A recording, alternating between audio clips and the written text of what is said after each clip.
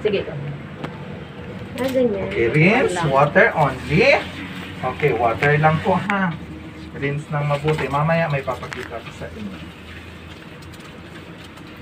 So, actually sa pag-rinse, okay lang na magtagal kayo. Basta mga bandaw. Basta maalis lahat. Yes, ha. Tandaan nyo po yan. Sa hair rebonding, okay lang na magtagal kayo sa pag-rinse. Huwag kayong magmadali. For the rinse, for the number one, very important. Hindi po pwede na hindi nyo ma-rinse ng mabuti yung number Hindi one. mawala yung maalis yung gamot. Yes. Ha? Kasi why? Doon po tayo nagkakaroon na kapag nagplancha tayo, ano nangyayari? Kapag nagplancha? Sunog. Maganit. Maganit. Ha? Ibig sabihin, pag nagplancha tayo, maganit yung pagplancha natin plus, ano? Mausok. Ha? Mauha. Ibig Ano sabihin, maganit? maganit. Ibig sabihin, walang dulas. Hindi siya, Walang dulas. Nahihirapan kang hilahin. Nahihirapan. Ramdam din nyo ng pinaplansya. Nababarahay siya. Oo. Ha? Because, ibig sabihin doon, nandun pa yung gamot. yes, Ah. very good. Ha, tandaan, mamaya may papakita ko sa inyo. Okay, hawakan niyo po to. Ha, for the hair rebonding, pag ganyan ang texture ng buhok, kabahan pa kayo. Ibig sabihin, hindi pa yan pwede. Ha, kailangan, Meron pa siyang product. yes, very good. Ha, may Madalas. product pa yan. So, dapat maging rough ang buhok ng kliyente. Ha, wag po kayo matuwa. Ay, ang lambot-lambot naman ang buhok ng client ko. Ibig sabihin, Mali mali pa. ang pag-rinse nyo sa buhok ng client niyo. Tatandaan nyo po yan ha, Kaya pala sa hair mausok. rebonding.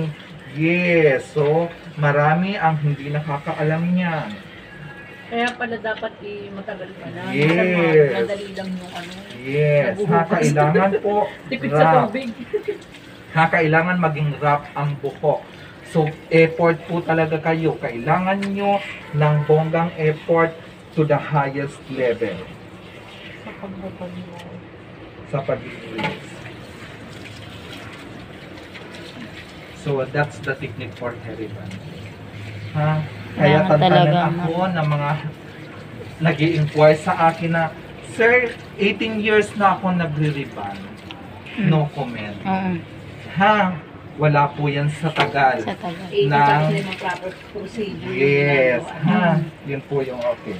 So, hawakan nyo kung anong pinagkaiba nyo kanina. Ah. Dapat ganyan. Medyo maging rough na ha. Dapat maging ganyan. So, rough. Konting labab. Hawakan mo! Para Tagal-tagal. Hawakan mo. Hawakan mo, sige. Ikaw kasi, ano mo, hindi mo alam eh. Ha? Yan. So, yes. Kaya, pag rough na, medyo magkampante na kayo Kampante. dyan. Wala na yung gamot. Yes. Magiging kampante. Pero kapag may napakapapa kayo na medyo, madulas, Madulas. go lang pa, ha? Go lang ng go. Huwag kayong matakot. Mag-rinse ng buhok ng client. Kaya dapat comfortable ang kliyente nyo. Kasi medyo Matagal. yes. Ha, matagal na proseso. Lalo na yung mga sa yung mga sa bottom, yung mga sa neck part, yun yung kailangan yung i-concentrate. Okay, yan yung mga kailangan yung i-concentrate. So water, ang water po kasi namin medyo warm. So it's okay, walang problema. Tapos kung gusto niyo naman ng cold lang, it's okay, walang problema. Wala po yung good sa akin. So yan po ang technique kapag nag-rebond. Yes! Yan. Ha? Alam mo yung natural na dulas, alam mo yung dulas na may product. May product pa. Ha, tandaan niyo po yan, ganon sa hair rebonding.